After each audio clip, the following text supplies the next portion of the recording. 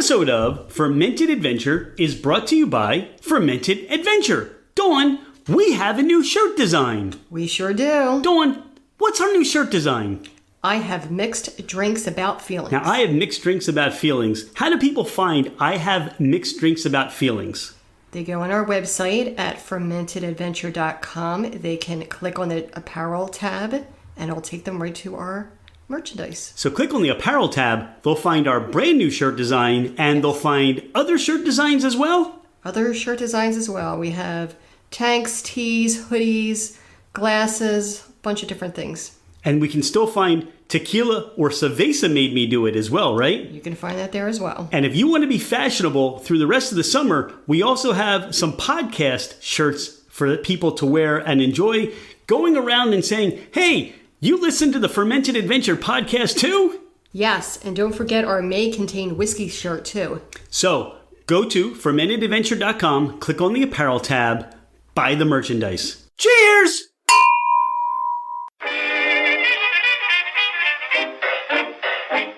Hello, ladies and gentlemen, craft spirit enthusiasts, and those interested in the intoxicating world of craft distilleries, cideries, meaderies, wineries, and the occasional foray into breweries. It's Rich Shane, and welcome to Fermented Adventure, the podcast, where we bring you the fascinating people that are making the mash, fermenting, distilling, bottling, pouring, and delivering to you some of the finest libations in the world. Before we get started, here are a few housekeeping items. Thank you for bringing the podcast into wherever you are and whatever you're doing. We truly are grateful that you have chosen to listen and make us part of your day. It would mean the world to us if you left a 5-star review. This helps us climb in the rankings, and it makes it easier for others to find us. Don't hesitate to leave us your comments as well. If the podcast didn't meet your expectations, tell us why. We're always striving to improve. You can find us at fermentedadventure.com. We are on Instagram and Facebook as Fermented Adventure.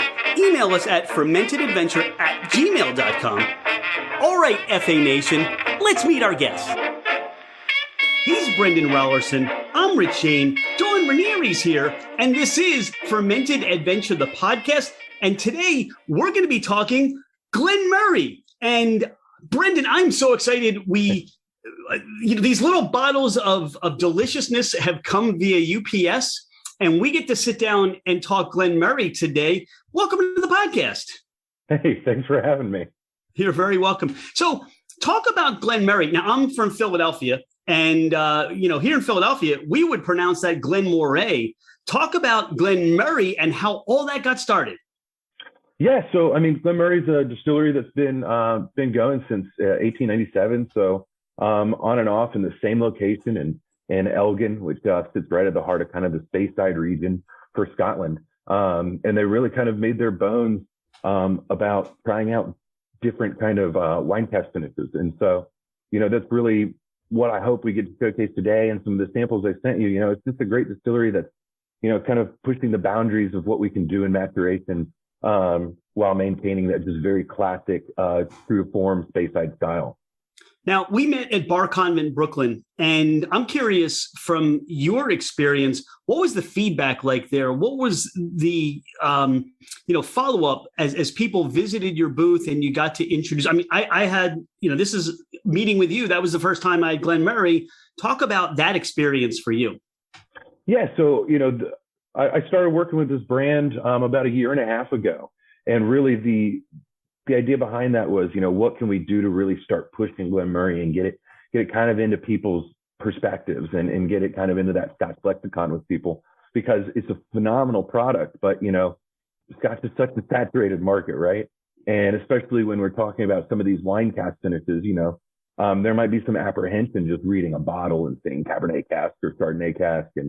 And so, we really wanted to tackle, okay, how can we kind of get this into people's hands, get them tasting it, and actually, get that brand exposure out there. So this is my first year at BCB. We participated last year, but they had shipped me somewhere else. I was doing a different whiskey festival somewhere else for that week. So this is my first year being there.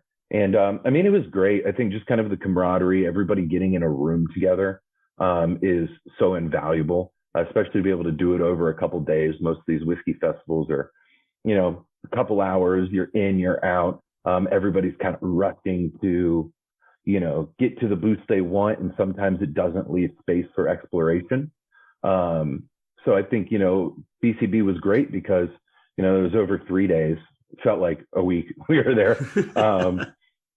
And I think it gave everyone time to really walk around, sit down, have conversations instead of, trying to get, hey, I got to get through this booth because there's a line over there that I got to get through to get to that whiskey. It really opened up the potential for conversation and getting to know people a little more and actually getting a little in depth with the brand instead of, outside of that 30-second elevator pitch that I have down in my sleep now for some of these festivals. I'm curious, what's the 30-second elevator pitch? Let me hear that. Oh, okay. So it's tough because usually I've got my booth in front of me or, all my bottles and stuff. Folks will come up, I'll say, hey, this is Glen Moray. It's a Speyside Distillery. Everything on the table is non-peated outside of this bottle right here. That's where I hold our peated iteration to the left of me. Everything starts in ex-bourbon barrels. We have 2 ranges. We have our classic. The classic range is all non-aged statement. Starts in ex-bourbon for an average of 6 to 7 years and is finished in a variety of different wine casks for 8 to 10 months, respectively. Then we move over here to our heritage range. That's going to be all of our age statements at 12, 15, 18, and 21. 12 years spends its entire life in ex-bourbon barrels, very, very classic to the Speyside traditional flavor profile. Our 15 years spends life in 2 different barrels in sherry and in ex-bourbon barrels. And then we have our 18, which is non-chill filtered, 100% first fill ex-bourbon barrels all the way through, proofed up higher. And our 21 is the extension off of that. 19 years in first fill ex-bourbon barrels, 2 years, and a combination of seasoned port cask and port pipe.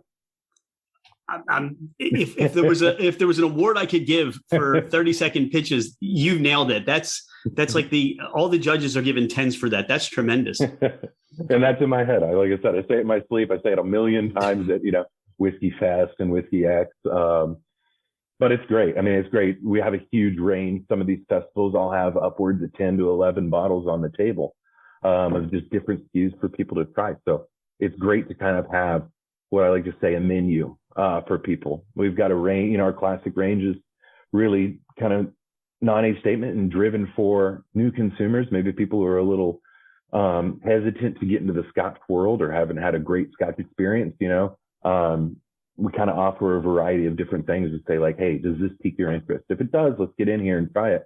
And we can go from there. And then, we've got the age statements and heritage range and everything there is, done very thoughtfully and in its own different way. It's not just an age statement straight up, everything is done kind of unique to that individual SKU.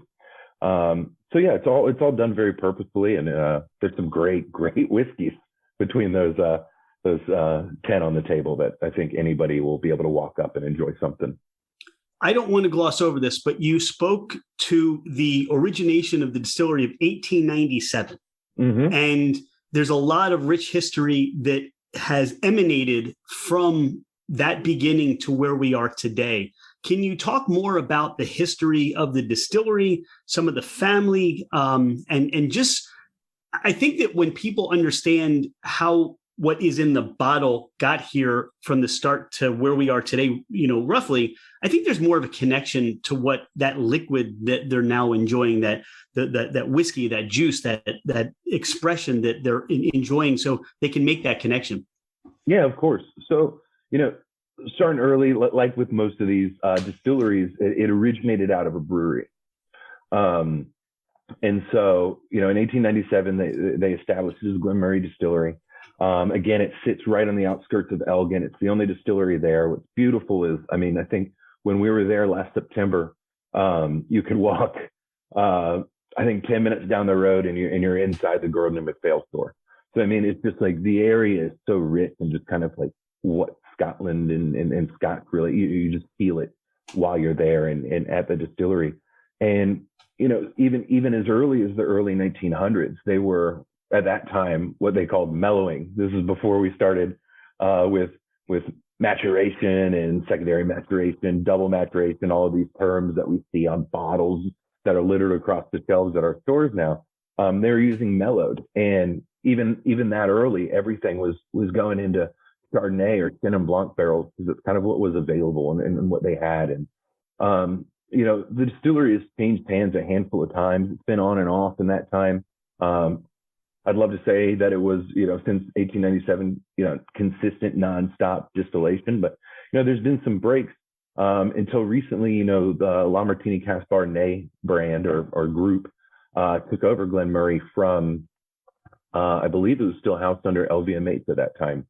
And, you know, they really kind of took advantage of let's building this out and really kind of hearkening at those roots. Let's do a lot with these barrels. We have our warehouse one on site, and that really is where we house all of these like incredibly interesting and unique and experimental barrels. And when you walk in there, you can get lost for hours just walking up and down the rows and looking at the different barrels that are in there, you know, peated red wine casks and giant port pipes and Sauterne barrel. I mean, it's really interesting being able to be there and just kind of see where the creativity lies. And that, I guess, kind of the willingness to experiment. And I think that's really why I love this brand. You know, we've got our core range, the things that are available every day. But then, you know, the distillery usually does about 3 distillery only releases every year.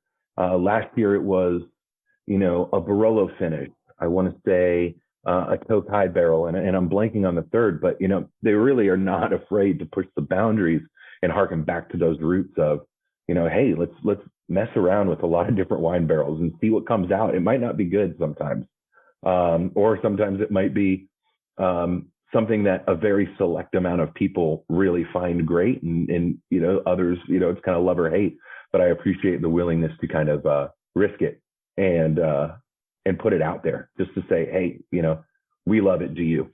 Understanding that personality, that really emanates from the distillery. Where does that come from? And it sounds like that was the origin. Is there some sort of a philosophy that is there, or do you think it's just a culture that just was determined to be, this is what kind of, distillery we're going to be? Yeah. You know, I don't just, you know, speaking with them and my time there, it doesn't seem like it's kind of this like defined rule. It just seems like that's something that they do. It's kind of built into the ethos at Glen Moray of, you know, we're going to experiment with wine casks and we're going to stay true to the Speyside style.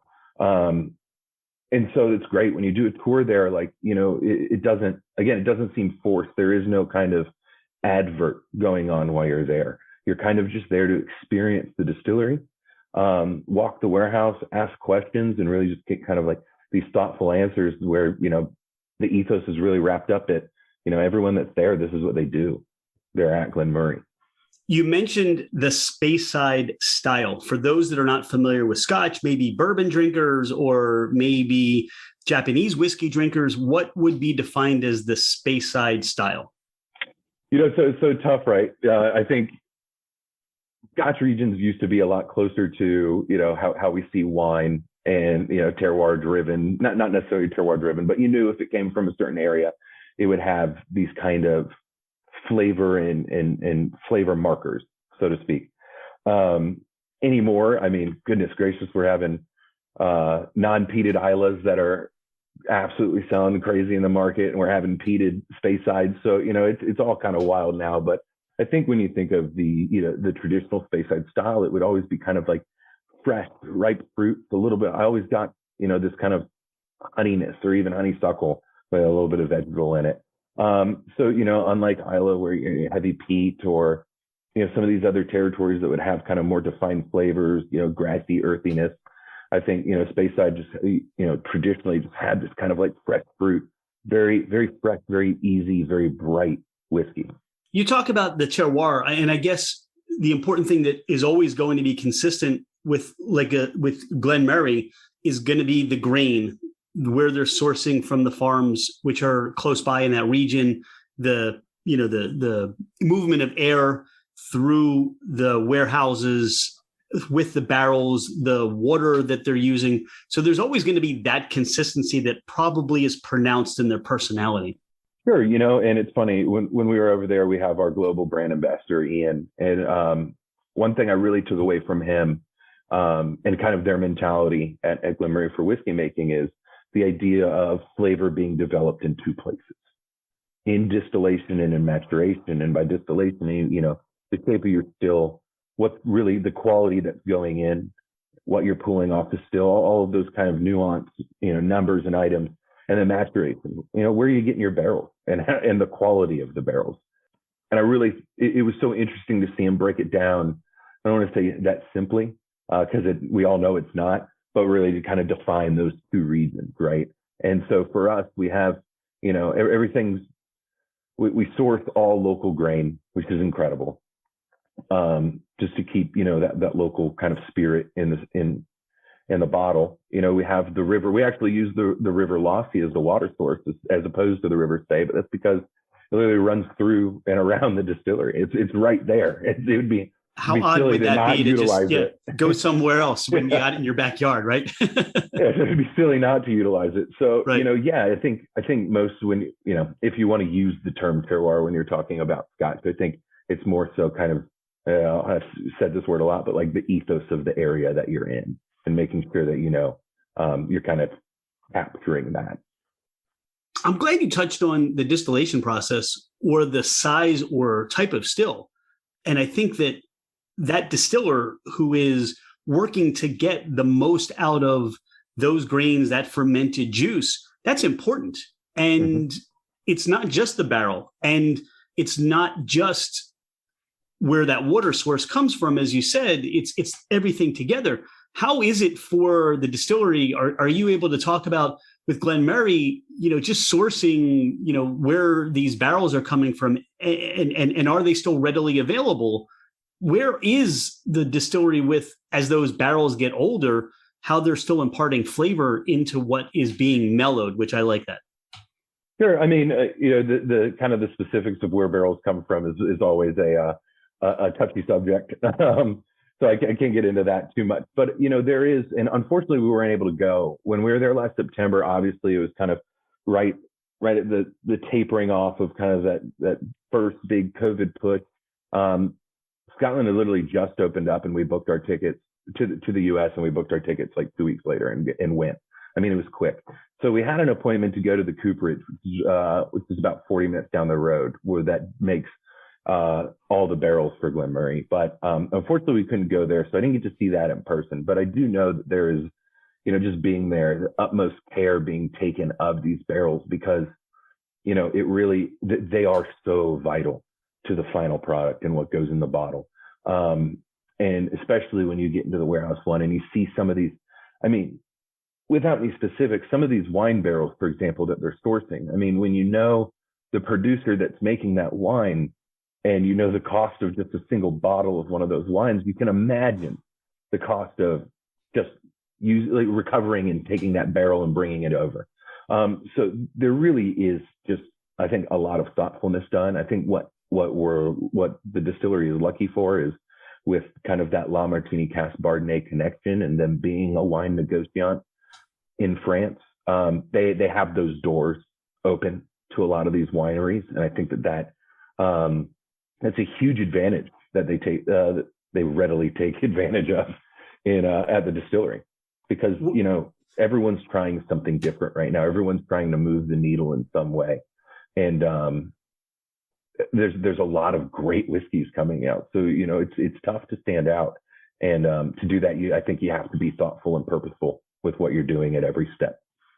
When you express and you explain that whole treatment of barrel and the sourcing of some of these barrels themselves, I think that gets me more excited to enjoy and understand what's coming out of that bottle. And it makes me more curious to want to see how that was all put together. The extent of your knowledge is tremendous in whiskey. How did you get started in whiskey? So, if you want to go back to those college days, or if there was a pre-college day or exception, I don't know. Sure. I mean, I think, with a lot of people in this industry, I started very, very young. I was 15 making pizzas in high school, and that was kind of my indoctrination into the hospitality industry. Went to college, kept working in restaurants, doing everything from washing dishes to working in a kitchen and, a high-end steakhouse and kind of everything in between. Eventually I moved to front of house and into management, and got my turn behind a bar. And that's when things, I think, kind of opened up. I got to take that experience that I'd learned in the kitchen and learning under some excellent people, and and kind of learning the idea of flavors and profiles and how everything can work together. And it was, not unique to me, but pretty unique that I got to bring it into front of house, move from back to front, and start bringing that into some cocktail ideas I had in a bar program that I was putting together. And eventually those hours got brutal, as anyone knows working in the industry. So I moved over, started working with Diageo's, my first job into like kind of this side of things. I worked with the whole portfolio, everything from their vodkas to their scotches.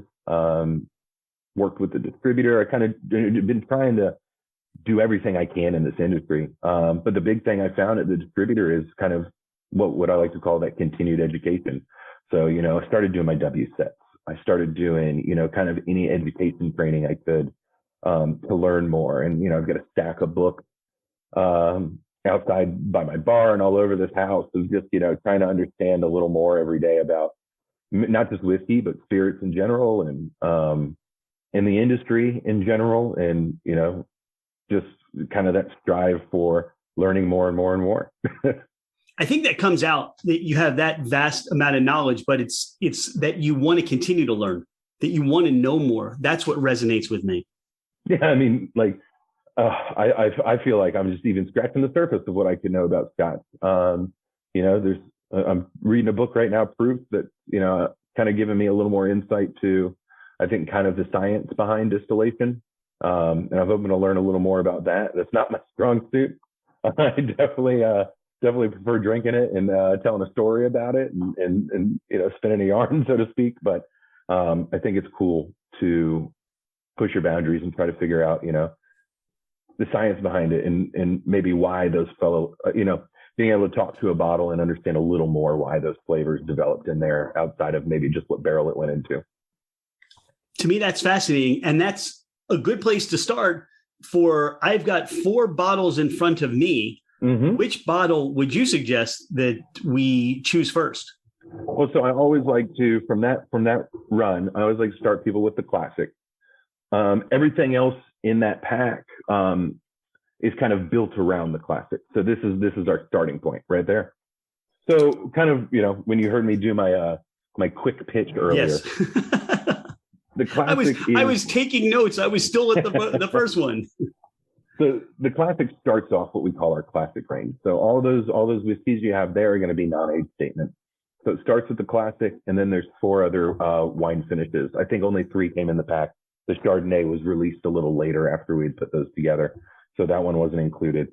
But so we start with the classic, and again, non-age statement. This is a relatively young whiskey. This is going to spend its entire life in ex-bourbon barrels. The majority of those will be first fill, but I think, we look at this a lot of times as this is kind of the closest outside of actually being at the distillery and throwing a glass underneath the still. This is really the closest we get to our new make and the kind of expression of the new make. So yeah, lightly aged, again, I'd say about 6 years, 7 years on average. But a versatile whiskey, great for cocktails, great to drink alone. And really why I love it is it's not price prohibitive. You can walk into the store and get this usually around $30. And that's for a single malt. And I think it gives people the opportunity to go, maybe I haven't had a single malt before. I want to give it a go without having to drop a lot of dollars. And again, it's just a great representation of Speyside. To your point, I think this is a wonderful introductory whiskey where it's an 80 proof. Yes. Yeah. Everything we'll have today will be 80 proof. It's approachable. The nose on this, even in the few seconds that we've been discussing, has opened up. It's transferred. It started fruity, floral. There was a nice, I was trying to start to pinpoint some fruits in the note. As you said, I mean, I think there's this honey note to it. There's this sourness almost that comes through on the nose as well. Sure, yeah. And then it opened up and you start to get that barrel in the nose. So even if this is something that you may not have had a Scotch before, this is a good place to start, I think. And you're not going to be disappointed even with your first nosing experience. And not even drinking. The color is just wonderful. It's almost like this wheat, but a little bit darker on the color too. Yeah, I mean, I do say with the color, it really is almost, it kind of elicits that honey to me when I look at it. That honey punches on the first sip, doesn't it? Mm-hmm. I mean, it's even the earthiness when you get that the botanicals of the honey that really comes through. Where does that really, is that the barrel? Is that the yeast? Is it a proprietary secret you're not allowed to tell me? I think it's a combination of everything, right? So even when we look at our stills, by no means do we have the shortest stills in the area. We all know who that belongs to out there. But we do have relatively shorter stills. So we allow some of those heavier compounds, those oilier, fattier compounds to come into the new make. And even, at 40 and even after filtration, you still kind of get, for 40 proof, you're still getting a decent amount of texture. It attaches to the palate a little bit. And yeah, there's just like bright honey notes. And it's just, that's I think it's just the malt really speaking for itself. We love, if you know us as Fermented Adventure, we love mead. And this is probably the first Scotch I think I can really connect in saying, if you love mead, this is almost a mead drinker's whiskey, because there's so much honey to this. There's really, I love it. And you talked about the mouthfeel. It almost has that viscosity of a honey syrup to it that lingers. And then you get the spicy notes, the ethanol that comes through. Mm-hmm. I could sip this all day, and it's 100 degrees here. I don't know how it is in Florida right now, but it's pretty hot. I'll tell you that. It's 100 degrees, but you can really enjoy this. And if you want to, I'm not a big ice cube person because I don't want to dilute. For me, I don't want to dilute that purpose that's coming out of the bottle. For you, you mentioned one important thing: cocktails, and you have an experience in cocktails. Talk about some cocktails that would be great with this. Well, so like we were just talking, right? It's hot out. It's summer, and that's the joke I make a lot with people is I'm based in Florida, so I'm tasked with something that's incredibly difficult, which is getting Floridians to drink scotch in the summer, because it's so often thought of as a campfire beverage. But everyone's doing highballs, and they're doing them for a reason. They're super versatile. They're easy to make at home, and they're great drinks. And one thing that I've been doing a lot is a kind of this classic highball called a Presbyterian. Scotch, soda water, ginger beer, and a little bit of a lemon peel expression. Delicious, refreshing. I usually make them at all of the whiskey festivals we do. I have a little kind of I took a beer keg growler that has a tap and is pressurized, and I've started using that as kind of my portable cocktail on draft machine. And so at a lot of these events, I'll bash one of those up. Very quick, easy to do. It takes me less than 5 minutes to back up 64 ounces of this. And I charge it up, and I've got it ready to go next to me. Pour it into a glass, squeeze a little lemon peel over top, and it's a great, refreshing, easy to drink beverage. All right, I'm going to put you on the spot. What are the ingredient? What are the ingredient recipe? If you were to make the recipe for this, so how much of the scotch? So do 1.5 ounces of scotch. Okay. Depending on your glass, just do equal parts soda water and ginger beer to fill it up the rest of the way, and then take a lemon peel and just squeeze it over top, so those oils come out of the peel and into the drink. Great aroma, opens up with this bright freshness, and put a straw in there and go. All right, I think that's going to make it into our cocktail rotation tonight, since it is 100 definitely degrees have one. out. It's so hot. This is hot. Thank you. That's great. Here's what I would say is, I think that we are still in that people are making cocktails at home and would love to learn more cocktails that they can make.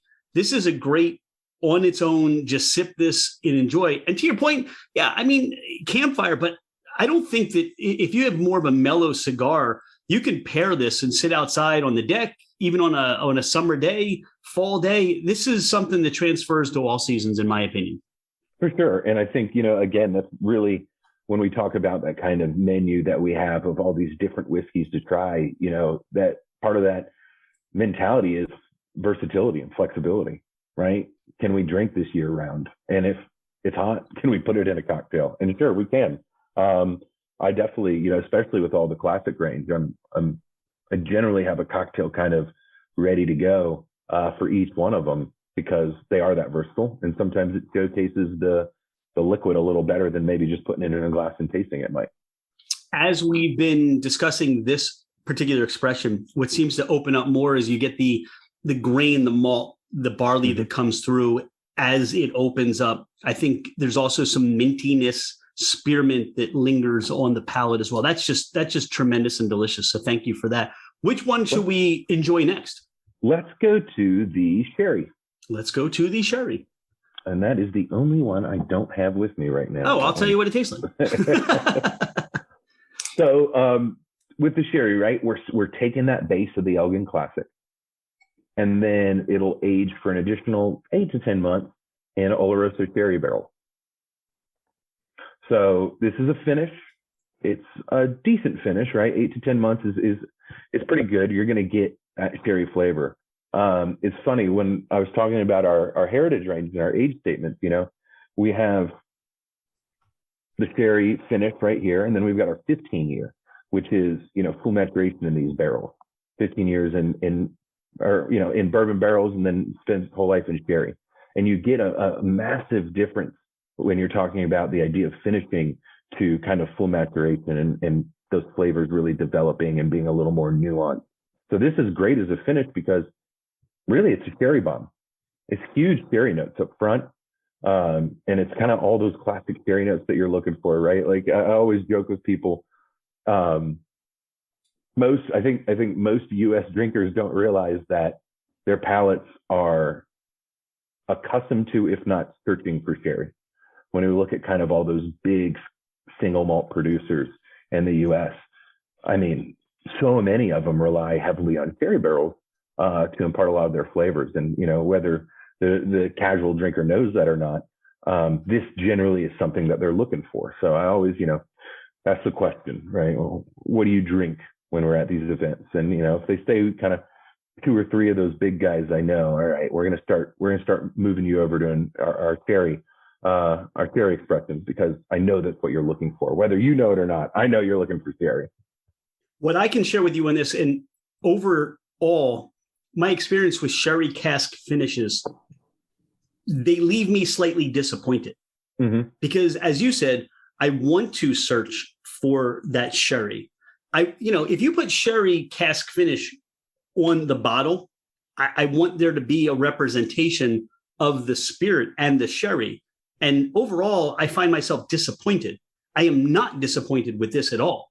As you said, even on the nose, when I could smell it, I think one of the things that of value is when you start with the original Elgin expression, there's so much heaviness on the nose. I think all those molecules they attach to that. I mean, I don't want to get you talking about you're reading the book Proof. I don't want to get too far in the weeds with, the science of it. But I think when you're starting with a base spirit and now you're attaching something else to it, that's the vehicle that's going to get the rest of it there. And right on the nose, sherry, I already know, hey, I'm getting something with sherry. This is going to be delicious. As I sip it, there's that sherry in the flavor. And that's what I want to have. Completely agree. And I think what's great is when we start with that Elgin, right? You get that base and you realize that those kind of core tenets, right? The honey, a little bit of bitter chocolate, and some of that fresh fruit carries through regardless of the finish we're going to have.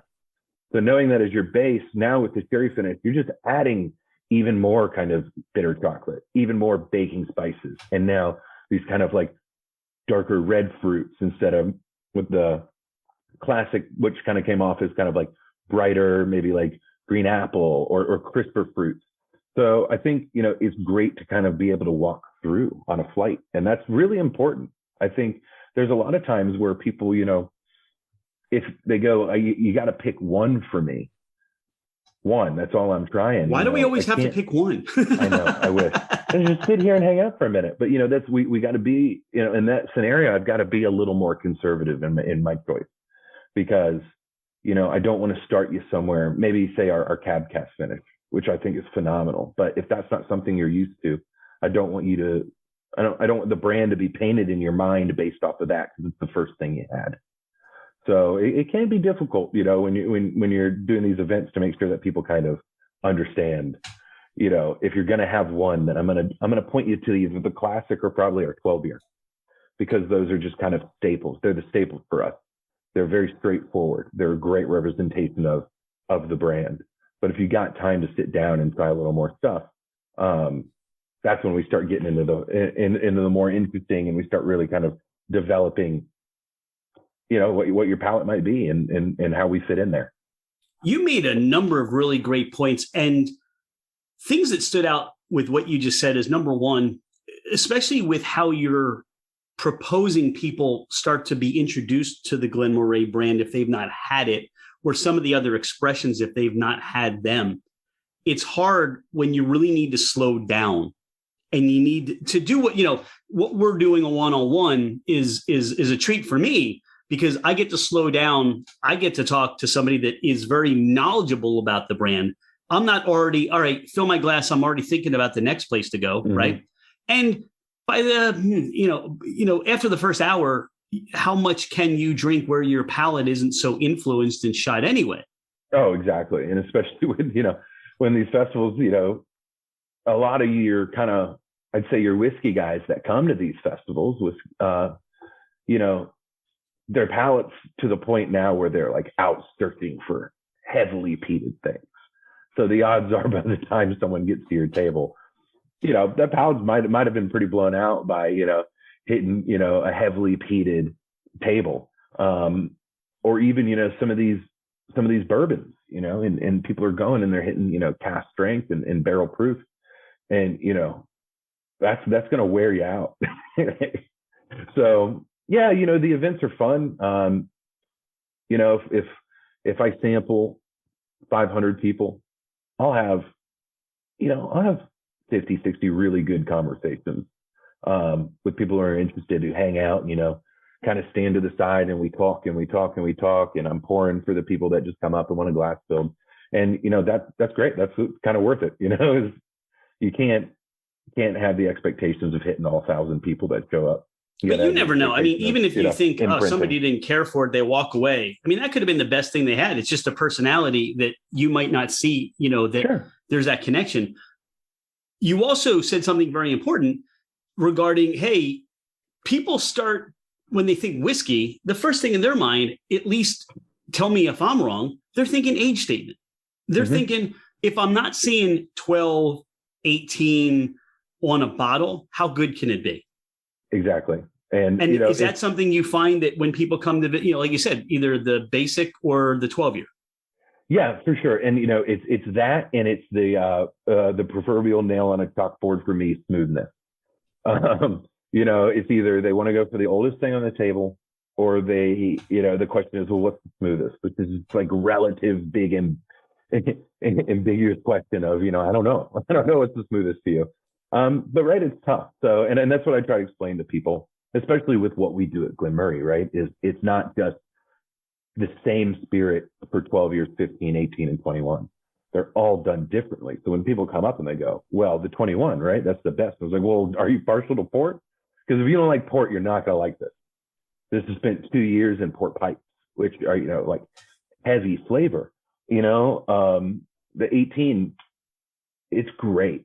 I love it. It's not where I would ever start somebody who has never had Glen Moray, because I don't think it's an accurate representation of the rest of it. The 18 really does stand alone. It's 100% first fill ex-bourbon barrels, non-fill filtered and bottled. I want to say off the top of my head, I think it's 47.3. So it's a big whiskey. It's super chewy. There's so much barrel influence in it. The only thing that had been in these barrels prior to the Scots was bourbon. They're active. They got a lot to give. And so is that an excellent whiskey? Of course. It's great. Is it the best ambassador for Glen Moray? Probably not. That'd be the 12 year. So, those are the things that you kind of like, if you got the time to talk to people and they want to listen, you can explain. Sometimes, you just got a group of 15 that come up and go 21 and they hold your glass at you, and, you pour a little lighter into their glasses for that. Because, they're just going to slug it back and walk away. And that's okay too. I think that's what I love about these whiskey events is there's so many different people. There's also so many different brands, and I kind of love the camaraderie behind all of it. I love that, I can take a break from pouring, Glen Moray all night and walk over and, just sneak a flavored whiskey shot because who cares? You know what I mean? Right. Like we're there to have fun, and it's fun. And, I think, what you're talking about with the age statement thing that kind of just goes in general. If we can put some of our, this is a whole, if we can put some of our, I don't know, our biases behind us and just, try something with open eyes every time. I think you end up finding you enjoy a lot more things that you might have pushed off because, you had heard a rumor or, you had talked to somebody and they said, oh, that wasn't good because they don't make it themselves. They buy the barrels in or, just at the end of the day, man, if it's good in the bottle, then cool. Yeah, because you've got blenders that go into that, master blenders. You've got a lot of other components that are going to make the decision what is ready to go into the bottle. And I think that's important too. What you said is so valuable that don't get caught on a number. Yeah. Don't get caught even on a younger distillery because they're new. Now, they may be buying juice from somewhere or they may be consigning the juice that's being made for them. They may be using smaller barrels. You just never know the talent that goes that's beyond and behind what they're making. So I think it's a great illustration that whiskey is not determined by numbers. Now, there's a huge history that goes behind Glen Moray, but let's face it, they've been doing it a long time. But don't get stuck on a number. But you will have a wonderful experience as you become a brand fan, as you become a value, where that brand becomes a value. You can say, you know what? I love this. I love this. I love this. This is great. All right, yeah, this is okay. But as I mature into those bolder finishes, those bigger, stronger whiskeys, you're going to appreciate it because you know where it starts from. Exactly. And I think, there's a lot of great brands out there right now that have kind of done the idea of age statements. And I'm a big fan. And, I love that we have our classic range that we're tasting through right now because it is all non-age statement. And at the end of the day, it's just, hey, let's just try the whiskey. Let's not get caught up. The label does tell a story. It tells enough of a story to get us enticed. But if we're relying on the label to tell us everything instead of the liquid to tell us 90% of if this is good or not, then maybe we've jumped the shark on kind of the whole idea. All right. So with that, which one should we work our way to next? Let's do the cab cask and we'll finish with port. Okay. Now you said something very interesting. You were talking about people that come to you and say, what is smooth or what is your smoothest expression, right? So I guess I've never asked this or never wondered this, but what's the antithesis? What's the opposite of smooth? I mean, if you say I want smooth, what don't you want? And I think what it boils down to a lot of time people use that term is smooth to them means I don't taste alcohol. It's not harsh. It doesn't burn. And again, that's all relative, right? And if you want something smooth, I'm probably never going to pour anything non-chill filtered or high proof for you because that's not what you're looking for. And they go, oh, but isn't the 18 and 21 the smoothest? And I'm like, well, from what I'm gathering of your definition, probably not. No, and it's hard because what is your definition? If you're saying smooth, right? What don't you want? I think that's the interesting follow-up question. And somebody says, I want something smooth. Then to your point, is it just you don't want ethanol? Do you not want the bite to it? I would ask, what don't you want? So I know what to pour you that you do want. I kind of always start with people and I just go, do you drink scotch? And if it's a yes, then I go, well, what do you drink? And they usually have a couple brands they can fire off and got enough of a base around that I can kind of guide around there. And if the answer is no, then it's okay. Is it bourbon? Is it rye? Is it rum?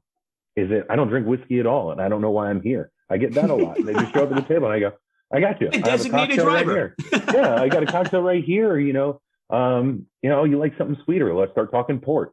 Like we have something there for everybody. I firmly believe it at these festivals. So, it's just a matter of how much information do you want to give me that I can kind of start using a bit of deductive reasoning, right? my best Sherlock Holmes impersonation. It's just, what whiskey do you want to drink? A lot less steak. Changing your name, are you? It's no longer Brenden, it's Sherlock.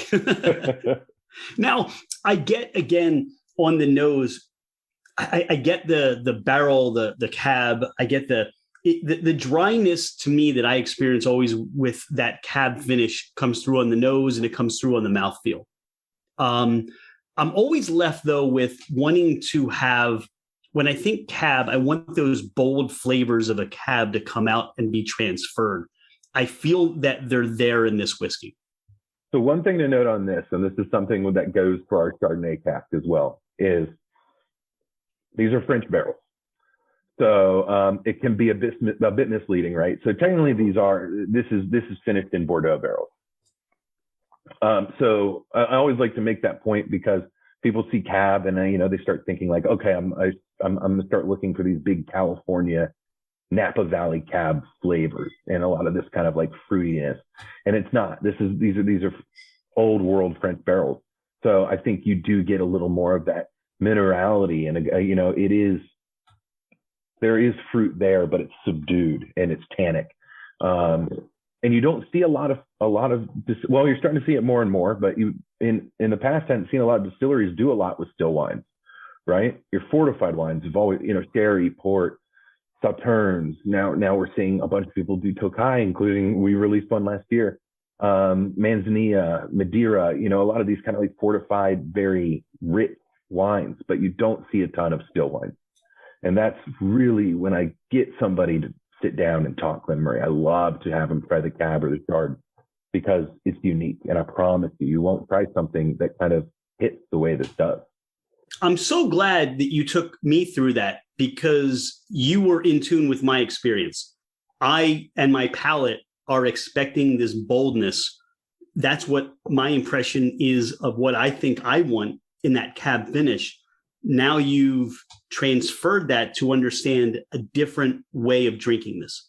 And I appreciate that. So thank you for that. Yeah. And, it's something that I've talked to them about too. And I think it's just, it's easier to understand if you saw, I think, cab cask than if you saw Bordeaux cask finish. I think this is a general American consumer. But, when we get the opportunity to talk that and let them know, hey, this is a Bordeaux barrel. And when the chard, it's not a big buttery oaky chard. That's a white Burgundy barrel. People are a little more apt to go, oh, okay. Those, from what I understand of Scotch, those do kind of make a little more sense together. And I will try it. But the cab to me is, it's kind of a hidden gem. I think it's got good flavor. I think it's versatile. I think it's definitely, for me, a dinner Scotch. You hit on that perfectly. And I was about to say that. This is something that I could pair as dinner. And, when instead of replacing or having a wine, I would say, let's do this cab Scotch with our dinner and see how that plays with the food we're enjoying. But does it come down to branding that you would say Cabernet or Chardonnay versus Bordeaux in the label? Sure. I think it's just, I think as a marketing purpose, you've got to, especially for, Glen Moray, this is a brand we're trying to get more into people's minds and get a share of that kind of sales space. And I think, that's something that's easier for people to wrap their heads around is Cabernet and Chardonnay. They know those two things. Like I said, we did our distillery release, we did a Barolo finish and that was phenomenal. But, I don't know if, how does a Barolo finish as a regular SKU that's on the shelves everywhere? How does that move? Does it, what is the consumer understanding of what Barolo is and what that would impart where, cab and chard are just these two kind of massive terms that are also relative, like smooth. People are always, no matter what, gonna kind of impart what cab or chard they drink onto what they expect these to be aged in. So, I think it's just kind of marketing, and that's why we're here, and we'll take advantage of telling people, kind of a little more of the details behind what those barrels are and what we should expect from them. Brenden, you make an interesting point because I wonder, as trends go with whiskey as a Barolo finish, I wonder if just by seeing that with a trend in whiskey that people are seeking out different, not same. And I wonder if that puts you as a leg up and people would be more apt to try that than they would to say, I'm not familiar with that. I'm going to shy away and I'm going to go for a term or a finish that I'm more familiar with. I don't know. It's an interesting idea. Yeah, of course. People are spending a lot of money on labels. Yeah. And at the end of the day, the label does sell, right? And so that you do have to rely on people gleaning a good amount of information off the label. But yeah, it's kind of interesting as the market changes. And then I think, even how you compartmentalize the market and you go, okay, well, with the classic range and what we view this as kind of like a great entry level point. Well, is the entry level Scotch drinker going to get Bordeaux or Barolo or any of these different wines, or just Cab make it go? I get that, and that's people who have big degrees of marketing and I'm sure that's what I say, smarter people than analysis me. and focus groups, and I'm sure there's a lot more details gone into this than what I just kind of think just from walking around stores and being in the industry. So I can never fault anybody for the decision that they come to, because at the end of the day, it gets this whiskey into the U.S. market, and that's kind of what matters. Then from there, I'm just trying to make sure people try it and buy it. One of the special places in my heart is anything with a port finish. And while we've been discussing about branding and putting different finishes on a bottle, I've been nosing this and just, this is just wonderful. Even on the nose, I haven't tasted this yet. Again, what I can share from my experience and replacing and repeating what we've done prior at Bar Convent, I'm recalling the experience with just trying some of these expressions and how each one hits with what they say it's supposed to be. Full of flavor, I think that's important. Full of body, full of experience, full of character. And you're not just getting something that people are just rushing something in the market. Because to your point, we just need to fill up shelf space and, keep our lights on. That they want a quality product in Glen Moray that you're going to go back to over and over. You're going to gift to friends. You're going to talk about it. You're going to share it with people you know. Yeah. And again, that's important. You got to build those loyal brand people. And, when we talk to the port, there's a reason outside of our 12-year of the classic range, this is our best selling in the U.S. It's a great dram. This is, when we asked about barrels, this is the one that I'll give to you, because it is in-house company, as we do get all of our port barrels from Porto Cruz, which, to my knowledge, is the world's best-selling port. So, great quality barrels. I get this that. This one will go a little longer. This is going to usually be about 10 to 12 months on the finish. But yeah, this for me, this is just absolutely a beautiful, desserty. I always explain to people, this is the brandied cherry that you pick out of your old fashioned. This is lovely.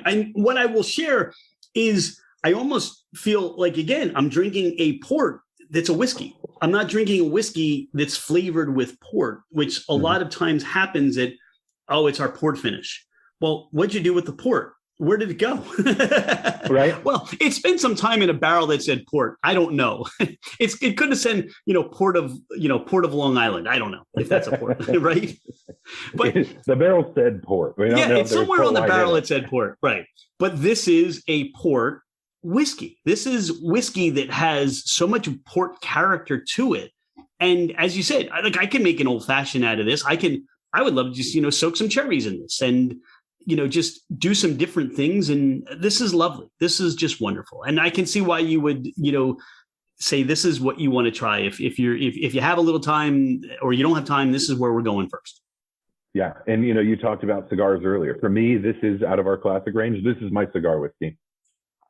It's got enough heft. It'll stand up, but it's not going to battle. It's not going to battle with the cigar. I think they'll complement each other pretty well. So, the port for me out of this range, I adore this and love making cocktails with this. It's again, as I get back to that same world, they're all very versatile. What still comes out, you still get the barley, you still get that in the flavor profile. The chocolate notes come out. The sweetness of the port, it's all there for you. Now, all these expressions are available in the United States. Mm-hmm. And you mentioned prior to us going on the podcast, you mentioned something that Glen Moray is making specifically for the United States market. Yeah, we're really excited about this. So this is something that, obviously, as we've talked, I've mentioned we have these distillery releases. And, anyone listening, if you get a chance, go on our website. We have them all listed of what we call our Curiosity range or our Warehouse One range. And these are all things that you can really only get legally in UK or at your home. Yeah. Or at your home. I won't meant your home. The websites. Oh yeah, or at my home. And TSA didn't, we won't tell TSA how those got there. Okay. But it's something that I think we pushed back on. We said, how about something for the US? So we're releasing a rye cask finish. Oh wow! At the end of the year. So it'll start in bourbon barrels. It'll finish for 2 years in rye cask. It's going to be a non-age statement, which again, as we were talking about, I'm a big fan of, because we're just going to kind of let it speak for itself. We did release a rye cask this year to the European market. The biggest difference between these two is the US release is going to be bottled at 100 proof. So it's going to be 100 proof, 2-year finished rye single malt. And I got to try, they sent me over, it wasn't at 100, it was at 110. Wow, okay. But they sent me a sample of it. And I was just absolutely blown away, pleasantly surprised. The color was just non-chill filter, this beautiful, just like light straw color. The flavor was intense. The rye was, the rye cask, spoke to it. And I thought it was a great, as we talked, people are looking for something different. And so I think that this will be a great kind of avenue for people to try something different. And, I'm not 100% on the cost, but I know that it's going to be pretty value driven. I think, it's going to be something that everyone would feel comfortable grabbing a hold of, 100 proof 2-year finish in rye Scotch, and say, I'm definitely, there's very, very little room for being let down. It sounds to me like this is one of those iPhone release things. So, people should start camping out in front of their establishment now. Talk about, you're released in the whole United States. Yeah, there aren't any states that are limited. There might be, especially when I know you guys are in PA. So when we start talking about these control states, they can be a little difficult. I cover Pennsylvania, for example, and we have our 12-year, and I believe the port cast finish are the two that are readily available in ABC stores. So it really is all dependent. In most open states, in Florida, you can walk into, an ABC store and there's a whole section of like 10 different Glen Morays that you could pick up. So it's all different depending on where you are and in the states.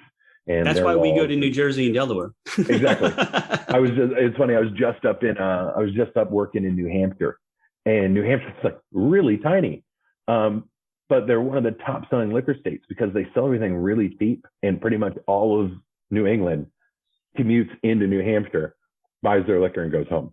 And Canada too, wouldn't surprise me. In right? Canada, yeah. So everyone so it's just like this great, just like transient liquor market of all these like travelers coming in, buying in bulk and going. So, it's part of this job, I've been prior to this, I'd really only worked in Florida as far as, in the liquor industry space goes. And doing all this traveling and seeing all the different markets, it's cool and it's eye-opening at how wild liquor laws are. Oh yeah, we find that too with what we do. And sometimes we feel bad because it's so cost prohibitive for some of these distillers or these producers to really, they're making money, but they should be, stop putting the restrictions on these people that are bringing commerce and, a lot of tourism to an area that would not necessarily find people going to that area. It's so anarchaic, if that's a word, that I find it's so restrictive. And, you look at what's going on in New Jersey right now with the brewers and the 18 points of restriction and the things that they're trying to control from these breweries. It's just out of hand. And these are people that are bringing people to little towns and areas that would not normally go, and they're spending money. Why cut that off? Why just be so restrictive to that? I don't know. I think the biggest, what's toughest is that all the states are so wildly different, especially in the control world. There is no kind of general rule of operations, and so it makes it difficult. I won't lie to you. Every time, if I was just in Michigan last week, and I get up there and I'm working with our distributor partners, and kind of my first question is like, hey, just give me a quick refresher of like what I can and can't do here. Like, in this state, what can I can't do, because in PA it's different. In North Carolina, it's like crazy different. And then, right. I live in Florida, which is kind of just like, go for it. Hey, go. Here's the laws, follow them. But it's pretty wide open. So it's fun. It's a challenge, right? And, so what I'm hearing you say is if you enjoy spirits and liquor and whiskey, come to Florida. I don't know. Yes and no, because what I'll tell you is Michigan, man, like Michigan's a closed state, but all the stores are independently owned. It's a little funky, but all of those stores, you go into any of these stores, they got 6, 7 store barrel picks. And some of these stores really know what they're doing, and you can find some really, really great barrels. And it's just, I've always been, every time I get up to Michigan, I'm always blown away by some of these stores I walk into that I'm just like, wow, like your selection's crazy. Your guys' picks are phenomenal. And, they kind of learn to play the game. Some of these smaller distilleries, if you buy a barrel from them, all of a sudden when they release their really cool stuff, you're on their radar. Yeah, absolutely. When there's, so many. So, Michigan's pretty great. Florida, Florida's big. Certain areas you can find great selections, some not so much. Illinois is like Benny's, Specs in Texas.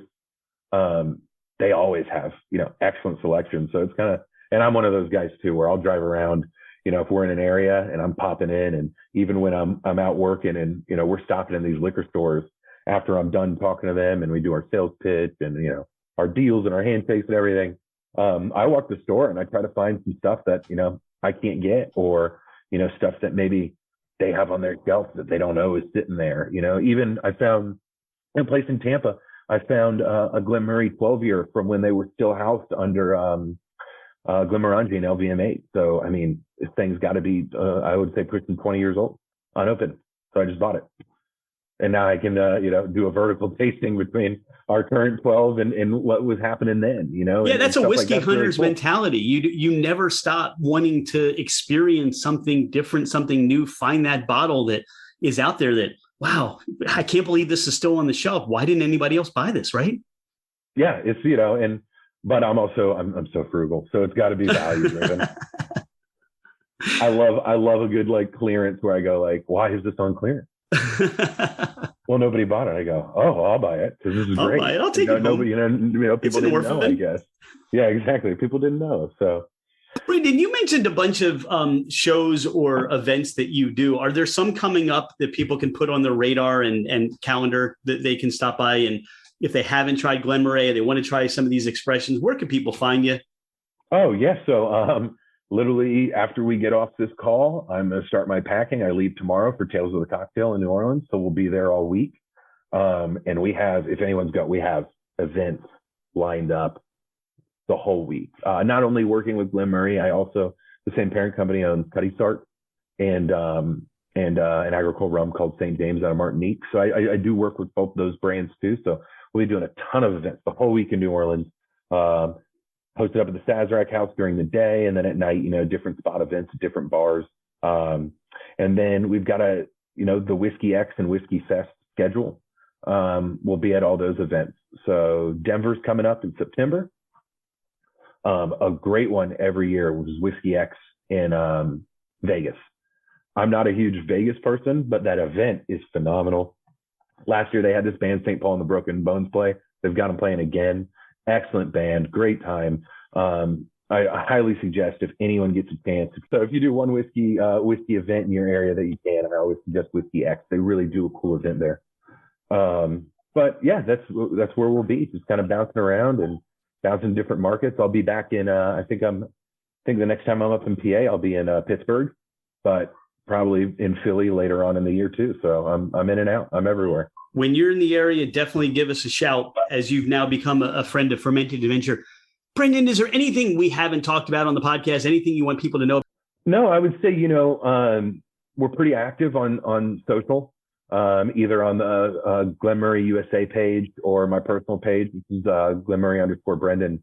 But follow that because we got a lot of cool stuff coming down the pipeline, not just this year, but planning out for next year. And that's kind of been, outside of doing things like this and in the whiskey festivals and other festivals, it's really been kind of the best way for me to get the information out on what we're doing and fun events and sweepstakes and giveaways and, all of these things just kind of, I don't know, interact and be a little more, involved with the actual consumer instead of just kind of like this big, hey, this is just a brand. We really want to kind of, I have a counterpart that lives in New York. She was at BCB, Deanna, and she's great. And she does the same thing I do, just for the other half of where I don't go. And, so between the two of us, we're really just trying to say like, hey, we're normal people. Shoot us a message. You're very normal. What makes you not normal? Yeah, right. Like talk to us. We're not these kind of like these figures that, don't want to talk about whiskey. That's what we're here for. You'll talk about whiskey all day. I can tell. And till your ears fall off. Yeah, no, but here's what I love. And this is for me, this is selfish because I learned so much today. I've gotten more knowledge basically going through this, sample situation. I understand more. I become a fan. And people now who listen to the podcast, look for what's out there for you. Try some of these, share these with friends. So thanks, for your time today and all that you do. And, we look forward to seeing you again. And, when you see Brenden at the cocktail event in New Orleans and all these other festivals, say hi, let them know you heard them on Fermented Adventure, the podcast. And don't ask for the 12-year first. And don't tell them you want something smooth. Yeah. I appreciate, I'm so glad we got to connect at BCB and make this happen. This has been great. So, hopefully next time I'm up, and are you guys closer to Philly or Pittsburgh? Philadelphia. Okay. So next time I'm up there, I'll reach out, and hopefully if we have the, if we have that rye cask out, we can get together, try it, and maybe do a little, do a little refresher and let everyone know what we're doing with that. So I really appreciate the time. This has been great. Awesome. Thank you so much. Thank you as well. Have a good day, rest of your day. You too.